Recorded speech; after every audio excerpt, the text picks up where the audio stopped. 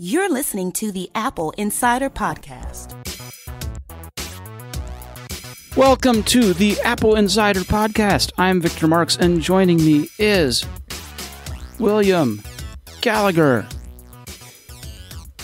You've trained me to expect something that sounds like a compliment but possibly isn't. And I was waiting for it then, and I feel oddly left out now that you're just treating me normally. So, so keep it up. I just want to point out that you are, in fact, left out but are on the episode. So that's an interesting mix. It is. Nice calling that juxtaposition, yeah. Yeah, hey, philosophy and Apple. What more do you want? No, really, what more do you want? A drink. Okay. I'll put the kettle on. What do you say? What's going on? What's been happening? Well, how's your iPad Pro feeling? Well, a little worse for wear, I suppose. I don't think you're offering to replace it with anything, are you? So I just skip over my little woes. I'm not offering to replace it, but how would you like one with 3 cameras? Can you go to 4? No. What is it available in blue? No. Then is it still an iPad Pro 12.9 inch? All right, let me just tell you what it is, because you're guessing weird, and let's just go for it. So, okay. 2020, 11-inch, 12.9-inch displays, same as the current generation, but internal differences. A time-of-flight 3D sensor scans the area in front of the camera and calculates distances between objects and the lens. Why would you want this? Faster focusing? Yes. I'm guessing. Yes. Hey, all right. Yeah. And also to accurately determine position of items in augmented reality. Oh, I didn't think of that. Okay. Mm-hmm. Yes. Yeah. Yeah. It's expected to see the first usage of an LCP soft board, which is a liquid crystal polymer. Basically, we've had these printed circuit cards, and traditionally printed circuit cards are hard. They're stiff. And then we've also had FPCB, or flexible printed circuit card, right? And those tend to be like ribbon cables, basically. Although sometimes those ribbon cables have chips soldered on in the middle. And that's another way of doing it. This LCP softboard is somewhere in between it. The board is soft, it's flexible, it can be used to connect these components together, working around the restrictions of these inflexible PCBs. And solving some of the problems that flexible PCBs had in the past, like, you know, there's only so much in an old FPC that you can flex where you before you break the circuit. Or these things are soldered flat, but when they're curved or folded within a thing, they stretch the solder joints, and the solder joints strain and break eventually. You know, there are choices here that haven't been optimal in the past, and so this is going to be an interesting one to see if it fixes these problems. This is being made in preparation for use of the 5G modems in iPad Pro. 5G, of course, coming in 2021. Now, Apple has yet to put any of the 2-lens cameras or even the 3-lens cameras onto the tablets, and so we expect that to happen too. You may even have just explained this, and it still hasn't got in my head. I don't understand why Apple would want a soft or flexible circuit board when it's going to be the size it needs to be and it'll fit into the slot it did before. What's the advantage? Well, so there are a number of flexible printed circuits inside your iPhone, for example. Huh. And they, in the past, were around the Touch ID and around the camera and microphone and speakers and all the bits up at the top end of the phone. And that's still true on your current iPhone. All of the Face ID area, all of those cameras and that speaker are flexible inside. But why? Because there are a number of things there and a number of connections there that all have to be made in a small amount of area, and putting a hard circuit card in place would be a thicker thing and would be a challenge to fit in. Trying to manipulate all of those into the front-facing glass and the plastic molding on the back side of the front-facing glass requires a little bit of manipulation and, in fact, a little bit of double-sided tape to hold them in place. And So it's easy to put one side in and then fold the rest down kind of thing, assembly-wise, as opposed to having a wafer that if you press on it wrong, it breaks. All right, that makes sense. Okay, so smaller, easier, better. Smaller, like easier to Apple, install, and ability to fit into a smaller space. Because, again, it can't take up that much surface area either. Okay.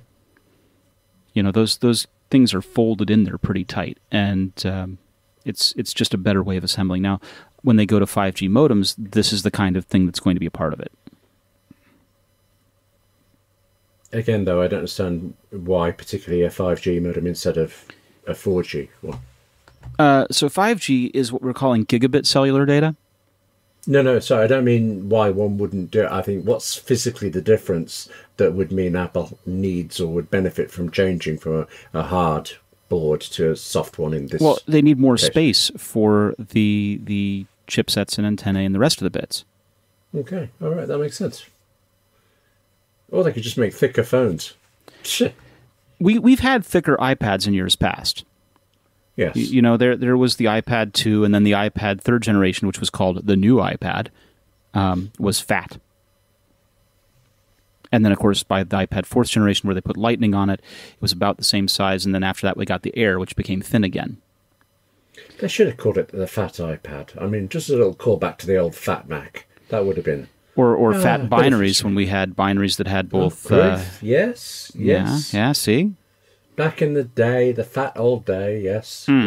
Oh, fat, the file allocation table as well. There's history in this word. There is. Okay. Stop fat shaming me.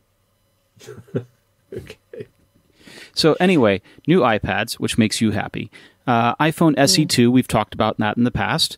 It's going to be an A13 processor, 3 gig of RAM. It's probably about the same size as an iPhone 8, similar spec as an iPhone 8, but I'm hoping for not Touch ID just because I want everything to get on Face ID. But Touch ID would certainly make sense in terms of costs and things like that. It's going to be that more affordable phone, but not the smaller phone, probably. This morning, Face ID just suddenly stopped working for me at all. And I was about to schlep through the whole re-identifying, going through the whole setup thing again, when instead I just accidentally wiped the lens and suddenly it worked. Okay. You know, I've known there are people that when they take a screenshot of their iPhone, they wipe the screen first. It's completely nonsensical, but it's also an addictive kind of habit, right? Okay, yes. Yeah. Now, I know you're waiting for the iPhone SE2, and that makes a lot of sense. But the 16-inch MacBook, right? We've talked about 16-inch MacBook Pro before, and one of the things that's possible is that instead of the butterfly mechanism, it will switch to a new scissor mechanism. Will it be a new mechanism, or is that actually code for switching back to the old system? Well, switching back to the old system would imply that it's the same type of scissor and the same design of scissor and maybe parts compatibility of the scissor. I would expect not. I would expect it to be arranged differently and formed differently, even if in practice it's similar. Just so that Apple can avoid being said to be going back, as I just said. Well, a little bit, although that's going to happen anyway by people who aren't as well informed as you and I. But I think that, and it's a perfectly philosophical argument to make, the function's the same, it operates in theory the same, therefore it's going back. Fine. But Apple's goals were always to have a thinner machine, right? And a thinner machine has in some ways meant less keyboard travel and less keyboard parts. And so I would be willing to entertain the idea that the scissors mechanism that they use is going to be one that accomplishes some of those goals, even if it's not the same as butterfly. Okay. I'm excited to see it, although I'm actually just personally less interested in the 16-inch. Why? MacBook. I kind of fancy the 13. I've been using them out in Apple stores and things, and even the 15 just seems too big. Which is considering. All right, well, let me blow your mind a little bit, right? What if the 16-inch occupies the same physical space as the 15? And what if you're still be bigger than the 13? And your 13 could become a 14 and be the same size. Yeah, okay, I could live with that. Yes. I'm telling you, it wouldn't end up with me being interested in the 16.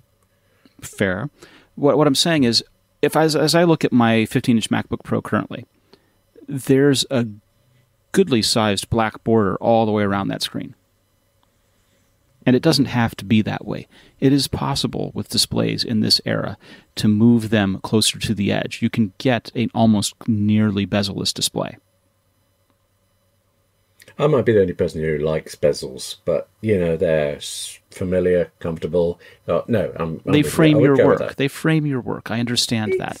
But I think more screen in the same size is a powerful argument. Yes, completely. And we expect that to happen in the first quarter of 2020. It's going to be a busy old year for Apple, isn't it? Always, always. What else do you think they could be working on? Oh, I know this one. AR glasses. Cool. Why? Well, there's a report from Industry Code. Good. Why are they doing them? Why are they doing them? To make money. Is that the wrong answer? It's a demoralizing answer. Why are you doing this? To make money.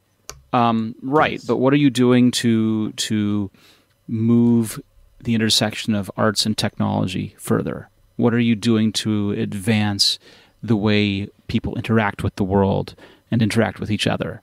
What are you doing to advance humanity? And these are big questions, but... To which the answer is making the money come to Apple instead of to Oculus Rift or somebody. Yeah, well, I mean, Palmer Luckey has his own problems. There's absolutely truth that Palmer Luckey is problematic, and there's absolute truth that Mark Zuckerberg is problematic. But you see a bright, optimistic future for humanity in Apple's approach. Not necessarily, but I see a more benign future in Apple's approach. Oh, fair enough. I'll take that. Yeah. I mean, and of course I should temper, I said absolutely problematic. Well, I think instead of saying absolutely problematic, I think it's reasonable to say that there are things about Palmer Luckey and Mark Zuckerberg that are debatable. That's probably a little more tempered. Would you agree? I would, but I should say I know nothing about this section at all. I'm conscious of what Apple's doing in AR, and I like the AR app that lets you tour the Statue of Liberty, but other than that, I have very little knowledge about it all. Okay, so, I mean, if we're talking way out there stuff, right? Facebook wants to know where you are as much as it can and what you're doing as much as it can so that it can better target you. And Facebook has talked about putting cameras in your home through their portal stuff, and then they decided that didn't work. They were going to make one for the television as well. Okay. Right. Palmer Luckey started Oculus, which sold to Facebook. Palmer Luckey departed Facebook, and his new startup is about using drones to police people. Okay. And I think there's room for debate about whether or not that's a good use of technology. I was at a Royal Television Society event this week where one of the many things going on was demonstration of particular styles of drones for filming. So I'm pro-drone. Less pro being monitored by police every second drones of the day. are a wonderful tool for aerial photography. They're a wonderful tool if you need to monitor something from above and it's expensive to run an airplane for whatever reason, right? There are uses, but Palmer Luckey's startup is specifically around policing and monitoring and that kind of thing. And he's interested in selling to governments. Okay, I think there's a reasonable debate about whether or not that's a great thing. But Apple's augmented reality is much more benign. Apple's augmented reality is so far going to be for things like Minecraft, where instead of it being a thing on your screen or a thing on your PC or a thing on your Xbox, it becomes a world in which you can really interact and build. I am going to wonder when the first road accident's going to come because of this. Because you hear of people crashing cars because they were watching television. Yeah, but you say that, but CarPlay, especially iOS 13 CarPlay, and it's been doing this for a few years, but iOS 13 CarPlay exposes it much more, is the do not disturb while driving. Yes, but then you just get a pop-up, don't you, when you try to do something saying the button that says you can tap to say I'm not driving, and oh, all right then, off it goes, and Yeah. people will do it. I mean, I'm not saying I have or would, but it's there. There have been people ticketed for using Google Glass while driving. Oh, right. Okay, is that a ticket for just embarrassment? You know, you're No, an that offence was to the local wearing society. this thing on your head and therefore blocking your view. Now, obviously, Google Glass doesn't block your view, but if you're looking up, are you looking at the road is a question. Now, it was probably being used for navigation because that's one of the things that Google Glass actually did do. But yeah, they were ticketed. Actually, Anyway. for navigation sounds quite useful. But okay, yes. Anyway, Apple is doing. Well, that's what CarPlay is useful for, or Android Auto if you're of that persuasion. So, Ming-Chi Kuo, same guy you mentioned before, thinks that the AR glasses are beginning to be manufactured before end of 2019 and launched second quarter of 2020. Yes. Does that seem right to you? When I was thinking about it, it seemed like a really long time to have stock in trade. But actually, Mike Weatherly on AppleInsider was talking to me about this, and he's saying that's a typical schedule for the iPhone, that those begin manufacturing June, July time. Yeah, absolutely. Just for some reason, I think because it's over let's talk the year about break. what it seemed manufacturing. Let's talk about what manufacturing schedules are like, right? So, when you're making a device, you make several prototypes and several test builds, right? And they're engineering verification and design verification. Mm-hmm. And you're verifying that the enclosure works the way you think it's going to work, and you're verifying that the electronics work the way you think they're going to work. And then you verify that these things fit together. And you go through several rounds of making sure, because you don't want to get to production and find out that nothing works. These things tend to be hand-built out of machine-made parts, but they aren't done on the manufacturing line. Then you have a pilot run, and the pilot run says we're going to run 50 or 200 or whatever small number it is on the actual manufacturing line to prove that they can be manufactured the way that we think they can. And so they do a pilot run, and then they test those pilots that are produced to verify that those function. Oh, actually, no, hang on. Sorry, I'm following this, and I like it, but I still didn't. The research note, the investor note, actually say mass production starting soon. So presumably they've gone through all of these. Yeah, I'm just laying it out. I'm getting there. Okay. Right. So once you've done your pilot run, then you can turn on mass production. But in your first week or so of mass production, you're not up to full speed. Your first mass production run, say you do 2,000, is probably running at about half efficiency because you're pulling units off partway through and testing those units, and things are going a little slower. And then after that first however many, then you're up to full speed, and off you go, and you open up more lines and mass produce like no end. Okay. So that's the road from beginning to end. And so you also have to count for shipping times, right? If you ship by plane, that's very, very expensive. If you ship by boat, then you can load these things and you can pay a lot less and get them landed, and that takes more time. So you have to account for another couple of 3 weeks for that. So working backwards from the day you want to deliver to the clearing customs to the shipping by boat tells you when you have to be in mass production. Okay. Yes. And this is now for these. Pretty much. It's interesting that it doesn't seem more than an hour ago that there was this story going around that Apple had actually cancelled the glasses project, and it wasn't believed. There were no real grounds for it, but it was being talked about. Maybe what had happened was finish this one, send it off to production, and on to the next. I mean, it would be very unusual for Apple to make it 2 years through development, through pilot run, through to mass production, and then cancel. Oh yeah, I mean, you can understand that it would happen, but yes, one wouldn't want it to, and one wouldn't expect it to. I mean, Yeah. I've when I was making products, I canceled them when we were still in the engineering verification test and design verification test stages. Cool. We'd gone down a path. We'd started proving that things worked. We'd started proving that things were going to assemble the way we thought. And yeah, I stopped that train. I said, wait a minute, we need to talk about who's going to pay for this. We know what our costs look like before cost reduction, and even after cost reduction we can guess. And the use case doesn't make as much sense as we thought it did. Let's just stop doing this. We don't have to go to pilot run. It's a very unpopular move when you do that, but it's better than making a thing no one wants. Sure. No, I get that, yes. Hard to sometimes make that call. You don't know what people will want until they've got it, but... Well, the problem is that you need to think about the problems that people have, right? What are the things that people are experiencing that are inconvenient or showstoppers for them? And what can you do to solve those? And are those things people are willing to pay to solve? Goodness, for a minute there, I thought you were going to actually ask me to list my problems. Nope. And I was mentally ready, but okay. The show is not that long. We can't do that. But thanks. You're welcome. Visual voicemail. When I first saw the first iPhone and I saw that keynote, I knew that I had to have that phone because I knew visual voicemail was going to fix a lot of my use of phone. Mm. And that was the thing that made buying that phone worthwhile for me.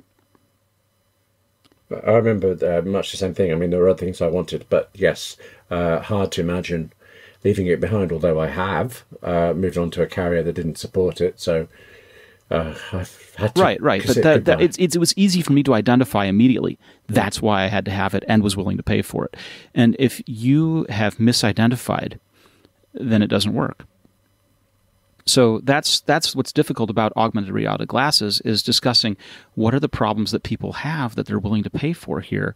What does this thing solve? And we just don't know. Does it fit into the health ambition?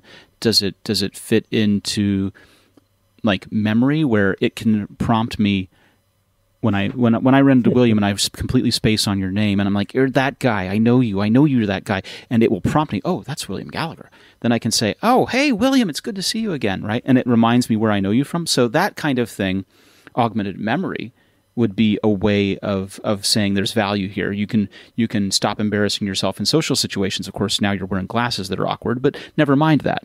Presumably Apple will solve the awkward part, but that's kind of the thing, right? Is help people solve a problem that they know they have. I'm just sorry, I'm flashing back to one of the Mission Impossible films that opens with someone's iPhone bleeping and saying the person approaching you is an assassin, and she's already shot and killed the person. But, this is probably, that's an outlying case. It's not, not a little really bit common. A little bit, yeah. So that's the news, is Apple is probably going to have this augmented reality headset second quarter 2020. I think it's interesting. I do. It is. I'm curious to know how easily they will convince me that I want one, because they'll do it. They'll do it. Have you got an Apple Watch? Well, true. I'm very keen. Actually, I've realised I'm not wearing my Apple Watch. This is the first time in several years. I just didn't pick it up this morning. Wow, that's how it starts. Oh God! Does it end with Android? You pick it up. You don't pick it up one morning. You don't pick it up the next morning. Next thing you know, you're Fitbit, and after that, you've got a Samsung Gear. Okay. It's a downward spiral. It is. Right. Okay. So I'm sure Samsung Gear is very good. The one Android phone I ever used was unimaginably awful. Actually, excuse me, I'm going to go get my phone. Can you just talk for a minute? No. Fine. Masterclass lets you learn from the best with exclusive access to online classes taught by masters of their craft. You can learn how to do game design from Will Wright. You can improve your photography skills from Annie Leibovitz, or even learn cooking from Gordon Ramsay. With over 60 different instructors across tons of categories, there's literally something from everyone. Now, what I thought was interesting is we've talked a lot about things like Apple Arcade and game stuff and stuff like this, and experience of gaming on iPhone. And Will Wright discusses and teaches game design. And it's really, really something. There's theory, there's design, there's gamification. There's really an art and a science to it. And Will Wright was behind SimCity and The Sims. So there's something beautiful about this. And I took the class, and of course I wasn't really a game developer, but I learned a lot just on get a handle on how you conceive of these things. And sort of like we talked about problem solving for products, what's going to delight, what's going to engage, what's going to keep someone involved in a game, and what's going to be rewarding about a game. This was really something, and I'm so pleased I took this course. I highly recommend you check it out. Get unlimited access to every masterclass as well. And because you're an Apple Insider podcast listener, you get 15% off the annual All Access Pass. Go to masterclass.com/AppleInsider. That's masterclass.com/AppleInsider for 15% off Masterclass. William? Hi. Sorry. Right, watch was further away than I thought. Welcome back. Did you upgrade to Catalina? Yes, I did. Catalina came out this week. How do you like it? Mostly, yes. It feels a bit snappier. Actually, good. But, yeah. Snappy. Yes, that's a good old way of describing Mac. Did you notice anything about it? Did it ask you any questions after you updated? Yes, it asked me to enter my Apple ID many, many, many times. I hit some sort of keychain bug. I mean, it was 30 times. A lot of people have seen that, yeah.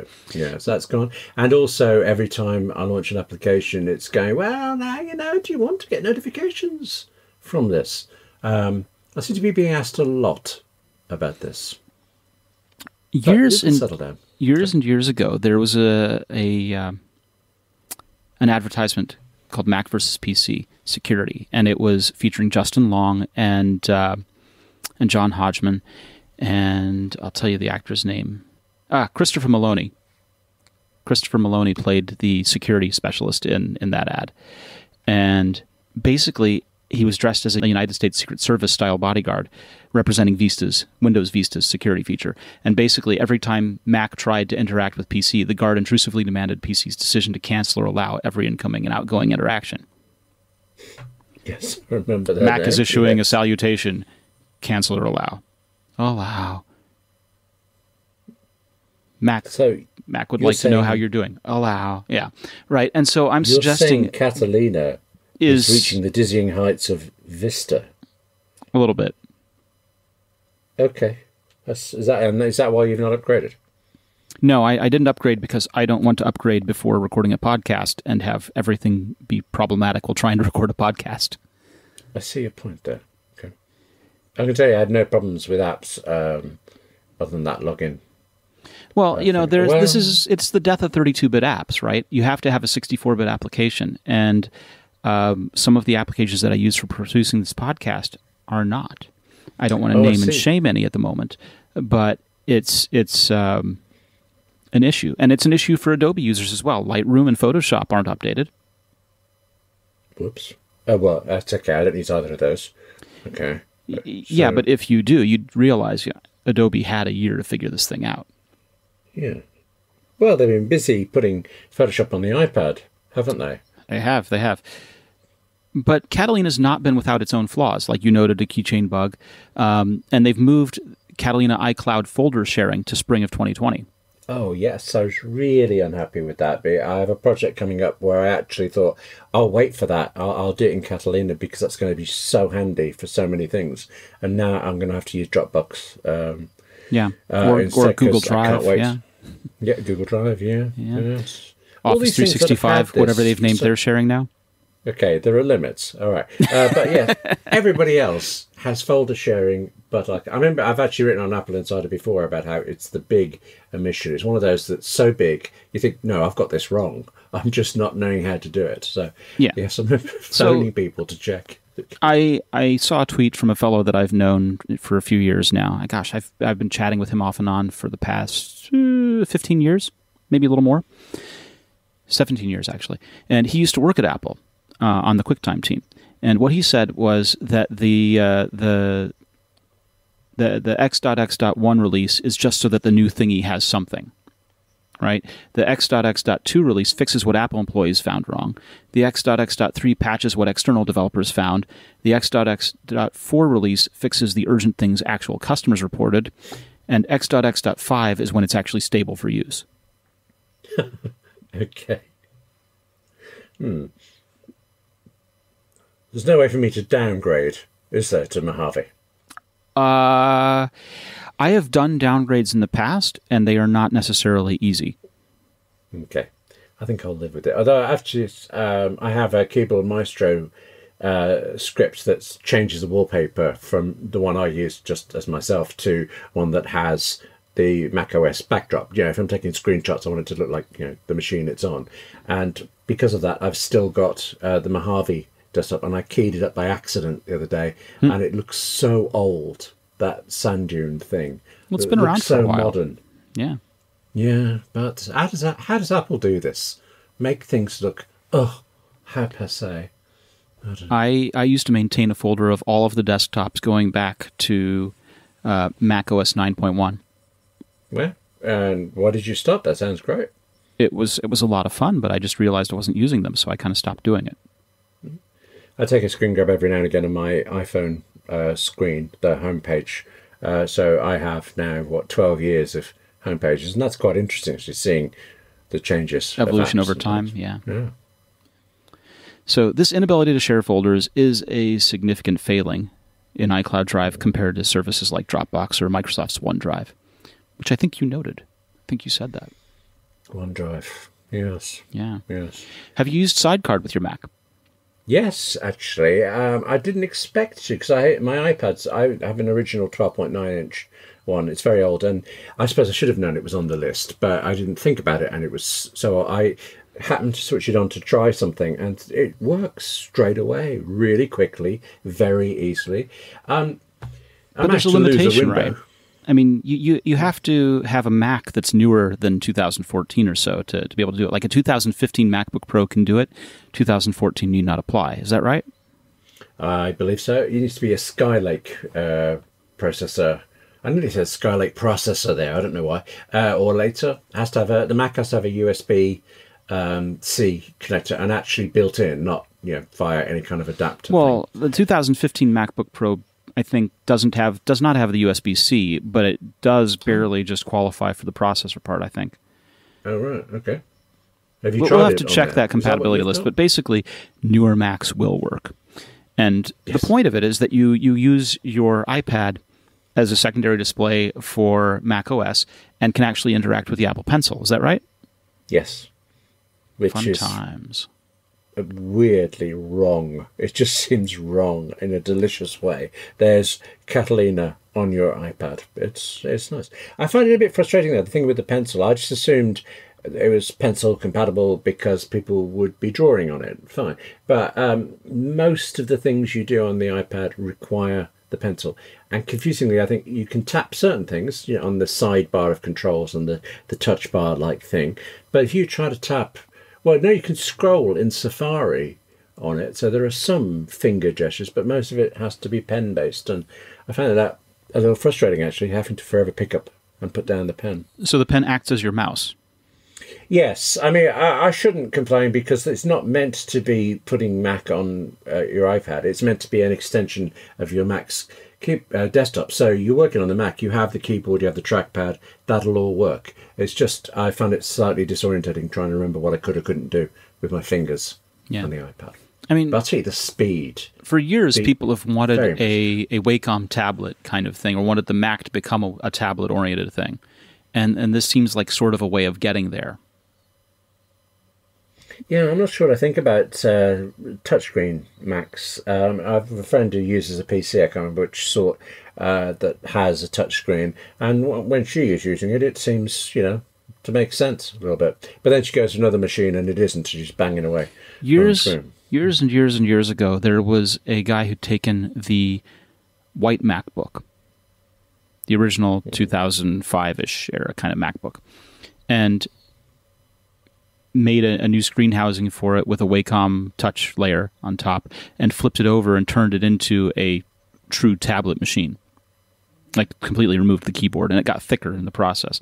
And you could use the Mac as a touchscreen with a pen back then. But it was weird. So this has been a dream or a design goal or a wish for a long time, and it generally focuses around artists, which makes the pencil make a lot of sense. But it's interesting to see what uses and problems that solves. I've got this distant memory of Apple themselves doing something with a PowerBook a long time ago, and it never went to market, but it was some sort of pen. Now I just got this image in my head from some court case filings where screens were shown. But sorry, that's useless to you. It's gone. Yeah. Google vague Apple thing. See what you get. Whatever. Yeah. I've been using ExpressVPN for over a month now, and it's an incredibly reliable way to make sure that my network data is secure without slowing down my internet speed. William, do you use a VPN?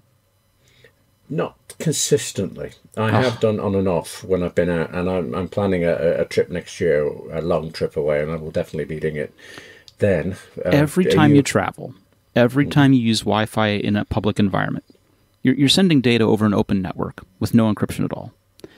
And that means it's exposing your information to the rest of that network, that shared network. Now, even if it's doing client isolation, it's possible for hackers to bypass Wi-Fi security, steal your information. There are flaws. They can be exploited. So using a VPN secures that. And the best way to ensure that all your data is encrypted and can't be read by hackers is by using ExpressVPN. All you need to do is download the ExpressVPN app on your computer or smartphone and use the internet as you normally would. You just click one button in the ExpressVPN app to secure 100% of your network data. And I do this when I'm traveling all the time.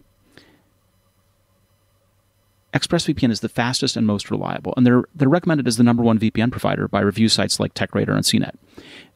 ExpressVPN is a company that takes privacy and security to the next level. They invented a technology called Trusted Server to ensure that VPN servers run from RAM and no data logs are written to a server's hard drive, even by accident. If you want the best in online security and privacy protection, go to expressvpn.com/AppleInsider for 3 extra months free with a 1-year package. Protect your internet today with the VPN I trust to keep my data safe. Go to expressvpn.com/AppleInsider to get started. William. Yes. William. Yes. Apple's really good at recycling, right? Oh, I mean, yes, definitely. I'm suddenly wary when you ask it like this, but yeah, pretty.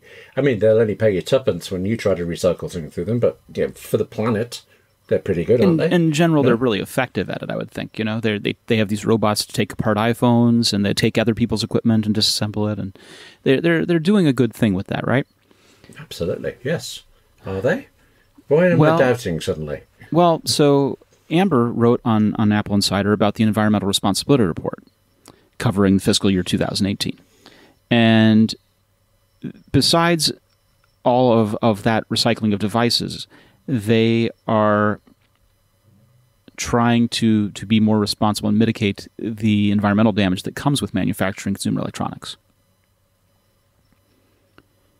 So they are trying to be responsible about how they manufacture, how they dispose of, and things like this, right?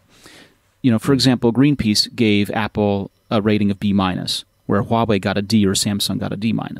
And Amber says the problem lies in the quantity of devices that are manufactured. You know, 1.5 billion smartphones are produced every year. And a portion of those are Apple's, but Apple, of course, can't account for anyone else making them. There's environmental damage that has to be reduced, and basically for that to be done, all electronics producers need to start adopting less damaging practices.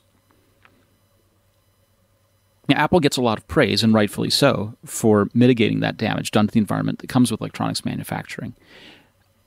But just, you know, they aren't alone in this. Just beating the competitors and just being better isn't exactly enough. It also helps if these other competitors get on board too. So whether that means renewable sourcing of electricity or switching to energy-efficient appliances or reducing manufacturing waste or all of those kinds of things,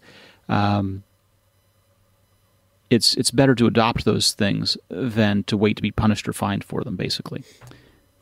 Yes. Apple has stopped really using plastics in packaging. You know, it used to be that there would be the box, the outer cardboard box, and then inside would be a thermoformed layer of plastic that the device would rest in, and then below that a plastic shell that all the charger and cables and bits would rest in. And those have been phased out for fiber alternatives. I'm sad to notice, but it's quite a while. I know I bought a new Mac Mini this year. I cannot remember what it was like. I was too excited, frankly. Yep. Okay, well, but I would have spotted fibre instead of plastic, even then. Yeah. There's renewable energy. Apple does most of its electricity off of solar. They've tried to be completely solar as best they can. Obviously you and I can't go ahead and just install solar on a whim. It's an expense. But there are places on electric bills where we can opt in for receiving renewable energy benefits, things like that, where you check that box, you pay your bill, and part of the bill funds research and development for projects in the area to be renewable energy. Yes, that must be a US. It's a US, primarily a US thing. You have other alternatives in the UK. I'm aware of that. Why would somebody not tick to have part of their bill go to do this? Does it? Yeah, it sounds like it doesn't increase the bill. So part of it is finding that place to tick it. It's not necessarily ticked by default. If you do online bill pay, it's never going to happen. So there are a lot of reasons why that might fall through the cracks. But great that it's there. Okay, yeah, I mean, Apple, on the other hand, they can go ahead and build solar and wind farms. They can do all these kinds. They can put solar panels right on the corporate roofs of their corporate offices. And by doing that, they've managed to source 99% of their electricity from renewable resources. That's amazing, isn't it? They've also prevented a lot of waste from going into landfills. So they're doing really good about that. However, and this is aside from the environmental report, the Washington Post ran a piece today about how AirPods are basically a not very environmental product. My beloved AirPods. What have they got against them? Are you using AirPods 2 or AirPods 1? 2. Right. What happened to 1? I'm looking at them on my shelves now, where I longingly, occasionally put them out whenever the battery's gone, and I've forgotten to recharge the 2. And did the battery life on your 1 decrease at all? Yeah, somewhat, yes. It's about a quarter of the length it was. Right. So the batteries in those things are not replaceable. Oh. They're not serviceable. They weren't designed to be serviceable. And in fact, to open them up, you have to use basically a sonic knife, a vibrating knife, to cut the side of the iPad stem to get in there, to get at the battery. So basically you destroy them by trying to service them. Okay, well, I'm glad you added that last bit before I started with my sonic lance thing there. Yes. Yeah, that was close. So basically they're designed that we know that lithium-ion batteries fail. And so AirPods have a lifespan of about 2 years. They just die, born to die. Yes. The Samsung wireless headphones, for example, have a battery that can be serviced. Samsung doesn't offer any service for it, but it's possible. Okay, so that's good, one would think. Well, is servicing really just replacing with another battery and still chucking away the old one? Not sure. No idea. But I'm just saying that it's designed so that not necessarily does the device have to go into the landfill. Oh, okay. Well, then that's good. Yes. Right? So this is part of the problem, is that besides all of these wonderful things that Apple can do and is doing to do better, that sometimes the products are still designed in ways that aren't intended to let the product have a longer lifespan. I must say, I mean, I should have known this, but I was disappointed with the first AirPods and how they went down. And I got to the stage where I knew I wanted the second one, AirPods 2, but it was such a big expense, it's so hard to justify. And in the end, I did. I found a way to persuade myself, and I'm very glad. I instantly loved them. But, in 2 years, how long have they been out now? We are talking about AirPods 3 quite a lot. That will be a difficult thing to stomach. Right. So, 200 pounds every couple of years? Yes. And old ones that aren't repairable? Yep. Or serviceable, or even refurbishable by Apple? It's problematic. I mean, I guess it's good that they can recycle them, but a lot of people don't. A lot of people chuck them, right? I don't even know. Oh, I suppose you take them back to Apple, don't you? Apple will recycle things. That's a... I find the idea of just throwing them away hard, even with, about an hour, maybe 90 minutes of battery life. They still work, the ones. I just like the sound of the 2s. And obviously the length a lot better.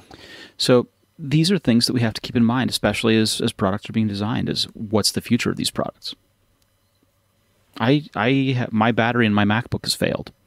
I have a neighbor who has the same MacBook, and I replaced the battery in his the other day. And you have to strip every single part out of the MacBook to do it. Basically, the screen and the keyboard can stay on, but the trackpad can stay in, but the logic board has to come out, the port board has to come out, the power board has to come out. Everything comes out so that you can then use a solvent to unglue the battery from the inside of the machine. So that's job creation, though. A little bit. From Apple. A little bit. I made $100 changing a battery, but it's a nightmare. And that's a serviceable product, although it involves the use of solvents and everything has to come out. AirPods, you destroy them trying to do it. Have you ever serviced an iMac and had to take that screen off? I have. In fact, my first Mac was a PowerBook that I built from parts, and my second Mac was an iMac where the display board had died, and I used the VGA output on it. The display board and the power supply had died, and I made an adapter card to adapt a PC power supply, and I used VGA off of the board to use another monitor. So I had an iMac sitting below my desk running a monitor on top of my desk. And the beautiful thing about that, besides looking a little clunky, was that the iMac could drive much higher resolutions on a secondary display than it could on its built-in display. The built-in display was 1024 by 768. I was able to drive 1600 by 1200.